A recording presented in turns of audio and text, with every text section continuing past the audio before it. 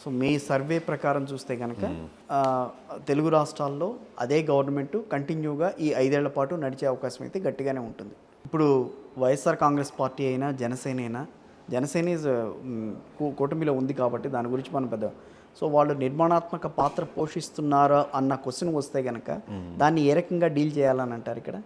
మీకు turn around అయ్యి ఒక 15% అంత మెజారిటీ రాదు. సో అంత టర్న్ అవ్వాలంటే పీపుల్స్ లైఫ్స్లో schools, hospitals, roads, municipalities, corruptions, లేదా ఉద్యోగాలు రావడం, ఇట్లాంటి అంశాల మీద ఎక్కువ టర్న్ అవుద్ది. ఇవి 6 సూపర్ 6లు అయితే అద్భుతాలు సృష్టిస్తుంది. 5 సంవత్సరాలు కాదు 20 సంవత్సరాలైనా కూటమి ప్రభుత్వమే ఉంటుంది. అంటే ఇప్పుడు ఈ సూపర్ 6 అది మెయింటైన్ చేయగలుగుతోంది అనుకుంటున్నారా, చేయలేకపోతుందని అనుకుంటున్నారా? 1/1 తీసుకొస్తున్నారు. ఆబ్వియస్గా 100 రూపీస్లో సార్ మీకు 60 రూపీస్ 80 రూపీస్ మీకు ఫ్రీ స్కీమ్స్కి వెళ్తే మిగిలిన 20 రూపీస్తో గవర్నమెంట్ అద్భుతాలు చేయడం అనేది, అది వైఎస్ఆర్సీపీ అయినా, ఎన్డీఏ అయినా, బీజేపీ అయినా, కాంగ్రెస్ అయినా, దేశంలో ఏ పార్టీ అయినా సరే 20 రూపాయలతో అద్భుతాలు సృష్టించలేదు. ఓకే, అది నేను చాలా ఘంటాపదంగా ఇప్పుడు చెప్తున్నాను. లేకపోతే నవరత్నాలే గెలిచుండేది కదా, 6 కంటే 9 పెద్దది కదా. అవును, 9 అంతే. నవరత్నాల మీద గెలిచుండేది కదా. సో ఇప్పుడు ఈ 6 పాయింట్ ఎజెండా మాత్రం ఎక్కడా కూడా వర్కౌట్ అవుతుంది. ఓట్ బ్యాంకింగ్ పెద్ద టర్న్ అవుతుంది సార్ మామూలుగా. ఓకే, అంటే ఆబ్వియస్గా ప్రతి ఒక్క స్కీమ్కి ఒక ఓట్ బ్యాంకింగ్ ఉంటుంది. ఓకే, బట్ మీకు టర్న్ అరౌండ్ అయ్యి ఒక 15% అంత మెజారిటీ రాదు. మీరు ఆబ్వియస్గా వాళ్ళిద్దరు కూటమి అయితే కరెక్ట్గా ఉంది. వాళ్ళిద్దరు 1/1 ప్రతి ఒక్క ఇష్యూని డిస్కస్ చేసుకొని కలిపే ముందుకు వెళ్తున్నారు. బట్ వాళ్ళు కలిసి ఉన్నారు కాబట్టి మంచిది అని హ్యాపీగా ఉండరు కదా ప్రజలు. వాళ్ళకేం మంచి జరుగుతుంది అనేది వాళ్ళు చూసుకుంటారు. ఓకే, ప్రజలకి ఏం జరుగుతుంది అనేది దాని ముందుకు వెళ్తుంది. కానీ వాళ్ళకి మంచి జరుగుతుంది, వాళ్ళిద్దరు గవర్నమెంట్స్ బాగున్నారు కదా అని దాన్ని బట్టి ఓట్ బ్యాంకింగ్ ఉంటారు. ఓకే, ప్రజలకి ఏం జరుగుతుంది అనేది దాని ముందుకు వెళ్తుంది. కానీ వాళ్ళకి మంచి జరుగుతుంది, వాళ్ళిద్దరు గవర్నమెంట్స్ బాగున్నారు కదా అని దాన్ని బట్టి ఓట్ బ్యాంకింగ్ ఉండదు. ఏకే గారు, మీరు అన్నట్టుగా 2 అంకెలతో ఉన్న వైఎస్ఆర్ కాంగ్రెస్ పార్టీ సో ఈ రోజున కొంచెం సింగిల్ ఫిగర్కి వచ్చేస్తుంది. అది మనుగడ సాధిస్తుందా రాబోయే రోజుల్లో? ఇంకా 100% ఉంటుందండి. ఎందుకంటే కేసులు ఏంటి, అరెస్టులు ఏంటి అది పక్కన పెట్టిన తర్వాత ఫస్ట్ ఆఫ్ ఆల్ వైఎస్ఆర్సీపీకి ఒక 40% ఓట్ బ్యాంకింగ్ వచ్చింది. సో ఆ 40% చూసుకోవాలి మీరు. 1,39 lakhs దాకా ఉన్నారు. సో ఒక్క కోటి మంది అనుకుందాం. ఓకే, 33 lakhs వద్దనుకొని వేసిన కోటి మంది స్ట్రాంగ్గా వైఎస్ఆర్సీపీ వైపు లేకపోతే జగన్ వైపు నిలబడ్డారు. అట్ ది సేమ్ టైం కంట్రీలో మీరు అబ్జర్వ్ చేస్తే కాంగ్రెస్ ఎవ్రీడే బలపడుతుంది.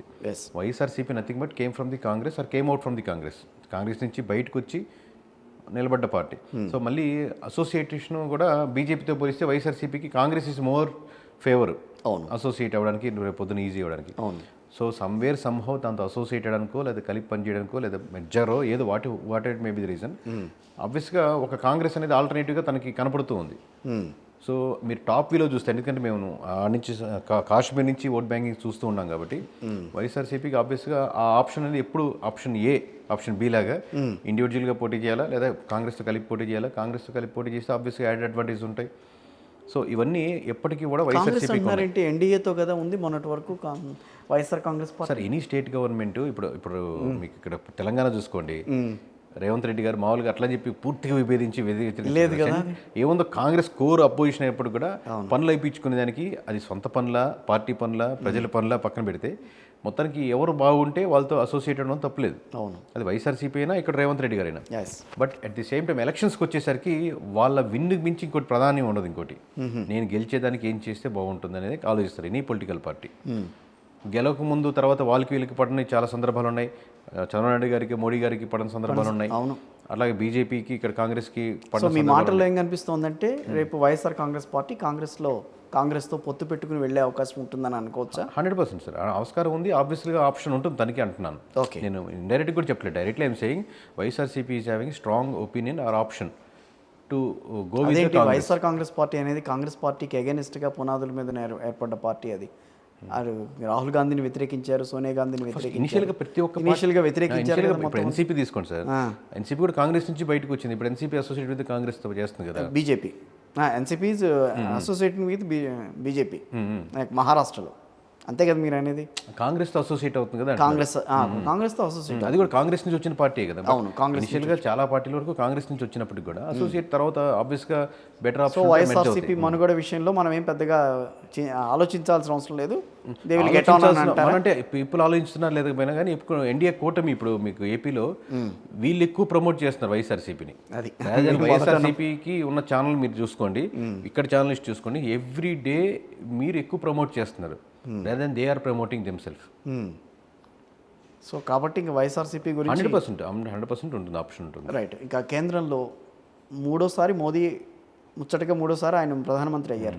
సో వాళ్ళ as per the rules of the BJP వాళ్ళు పెట్టుకున్న రూల్స్ ప్రకారం 75, 73 దాటిన తర్వాత ఇంకెవరు కూడా రాజకీయ పదవులు అలంకరించడానికి లేదని అన్నారు. ఇది ఇప్పుడు మన గవర్నమెంట్ పర్స్పెక్టివ్ మాట్లాడుతున్నాం సార్. గవర్నమెంట్ పర్స్పెక్టివ్ ఇప్పుడు వాళ్ళు చేసింది వీళ్ళు చేశారంటే అదేం పెద్ద తేడా ఉండదు. అవును.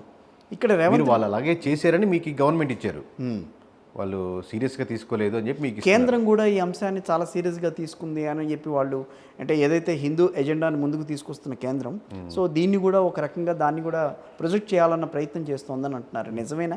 ఆబ్వియస్లీగా బీజేపీకి ఉన్నటువంటి ఆ పాయింట్ వస్తే వెంటనే దాంట్లో ఇన్వాల్వ్ అవుద్ది కదా సార్ బీజేపీ కానీ సెంట్రల్ గవర్నమెంట్ కానీ ఇన్వాల్వ్ అవుద్ది. బట్ ఈ ఇష్యూ సెంట్రల్ గవర్నమెంట్ ఇన్వాల్వ్ చేసిందంటే మనం స్టేట్ గవర్నమెంట్ ఫెయిల్యూర్ అయ్యేది వరకు ఇన్వాల్వ్ కానట్టు చేసినట్లు. ఇప్పుడు స్వామికి ఉన్నటువంటి ఇమేజ్ అమిత్ షాకి రాదు. Right, correct. ఏముందో స్వామి బీజేపీలో ఇంటి కూడా ఇంటర్నల్గా అగెనిస్ట్ చేస్తున్నప్పుడు కూడా సుబ్రహ్మణ్య స్వామి గురించి. అవును, సుబ్రహ్మణ్య స్వామి. సో అట్లాగా ఇమేజ్ నుంచి బయటకు వచ్చి సమ్ న్యూ లేయర్ యాడ్ చేయాలి. సేమ్ లేయర్తో వెళ్తాను అంటే ఇంకా గోయింగ్ ఫార్వర్డ్ మోడీ అయినా అమిత్ షా గారైనా ఆ ఇమేజ్ వర్కౌట్ అవుతుంది. ఎవరన్నా కొత్త వాళ్ళు కనిపించాలి.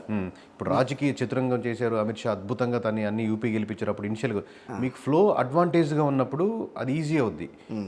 ఇప్పుడు హర్యానా గెలిపిస్తారా, మహారాష్ట్ర గెలిపించగలుగుతారా? లేదు. ఇవన్నీ మామూలు రాజకీయ చిత్రంగా అంటే అది ఓడిపోయి దాన్ని లేపడం, మునిగిపోయే టైటానిక్ షిప్ని లేపగలిగే సత్తా ఈ లైన్లో వెళ్తే ఉండదు అంటున్నాను. యాజ్ అ సెఫాలజిస్ట్గా నితిన్ గడ్కరీ లాంటి వాళ్ళు ఈ రోజున మళ్ళీ అంటే మోదీ ప్లేస్ని రీప్లేస్ చేసే అవకాశం ఉంటుందా? సమ్వేర్ కంపారిటివ్లీ అమిత్ షా మోడీ ఆ సర్కిల్ కంటే కూడా గడ్కరీ గారి image comparatively better add on అవుద్ది బీజేపీకి. అంటే కేకే గారు చెప్తున్నారంటే దాంట్లో అథెంటిసిటీ ఉంటుంది. ఇప్పుడు మేము ఇప్పుడు బీజేపీకి అయినా కాంగ్రెస్ అయినా ఒకటే చేస్తుంటాం. ఆబ్వియస్గా మీరు ఓపెన్గా అడిగారు కాబట్టి మేము ఓపెన్ స్టేట్మెంటే చెప్తున్నాం. రాహుల్ గాంధీకి కూడా అదే రకమైన ఇమేజ్ రాహుల్ గాంధీ ఆల్రెడీ ఆయన డెవలప్ అయ్యే లైన్లోనే ఉన్నారు. ఇంకొంచెం మోర్ పాలిషింగ్ చేసుకోవాలి, మోర్ కాన్ఫిడెన్స్ ప్రజల్లో ఉండాలి. మీరు కంపారిటివ్లీ సౌత్లో ఇంకా రాహుల్ గాంధీ గారి ఇమేజ్ ఇంకా డౌన్గానే ఉంది, అది పెంచుకోవాలి కంపేర్ నార్త్ ఇండియాతో పోలిస్తే మేము ఈ స్టేట్స్లో అబ్జర్వ్ చేస్తే. సో ఇక్కడ రివైవ్ చేసుకోవాలి, అక్కడ ఆల్రెడీ వారే మంచి లైన్లో వెళ్తుంది, జస్ట్ పాలిష్ చేసుకోవాలి అట్లాగా. సో ఓవరాల్గా సో మీ సర్వే ప్రకారం చూస్తే కనుక తెలుగు రాష్ట్రాల్లో అదే గవర్నమెంట్ కంటిన్యూగా ఈ 5 ఏళ్ల పాటు నడిచే అవకాశం అయితే గట్టిగానే ఉంటుంది. దాంట్లో ఏ తేడా ఎక్కడ ఉండదు. ఎక్కడ సో మీరు చెప్పి మీకు ఆప్షన్ లేదు. హర్యానా, మహారాష్ట్ర, జమ్మూ కాశ్మీర్ అండ్ జార్ఖండ్ ఈ 4 రాష్ట్రాల్లో బీజేపీ లూజ్ అయ్యే ఛాన్సెస్ 90% ఉన్నాయి. ఇదే కదా సార్ నేను అనేది. ఇప్పటి నుంచి జరిగే ప్రతి స్టేట్ ఎలక్షన్స్లో బీజేపీ కాంగ్రెస్తో డైరెక్ట్ కంటెస్ట్ చేసే ప్రతి ఎలక్షన్స్లో ఓడిపోయేదానికి ఆస్కారం ఉంటుంది. 1-1 ఫైట్ ఉండే ప్రతి స్టేట్లో. సో రాబోయే రోజుల్లో మై ఓట్స్ ప్రతి స్టేట్లో. Right sir, thank you very much అండి కేకే గారు.